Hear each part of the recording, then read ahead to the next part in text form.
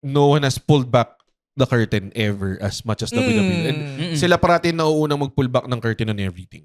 Like, si Vince dati, dahil ayaw niyang gumawa ng games license, tinawag niya entertainment yung WWE. Diba? Kinoin niya yung term na sports entertainment. Diba? Gumagawa sila ng documentary. Though dati, pa nag-interview sila, medyo kayfabe pa eh, diba? No, yeah, he beat me. Ganun pa yung level. Ngayon, hindi na talaga. Tol, wala na eh. Tsaka ano na, right after nag-retire ni Cena, nasa podcast siya pare, na WWE Protos. O parang, talagang wala na silang pakialam. Talagang whatever works na, ganun. Gets na nila. Hindi na tinatratong, kayfabe, wala nang ganun. Pero may ano pa rin sila, sorry, to cut you off.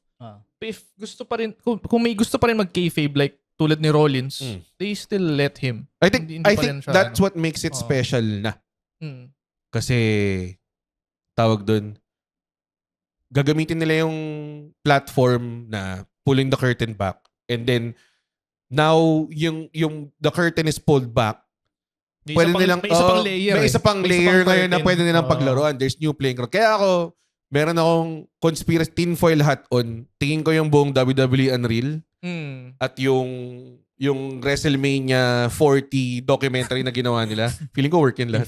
Na ano pa, kaya pang i-retcon kung sakali.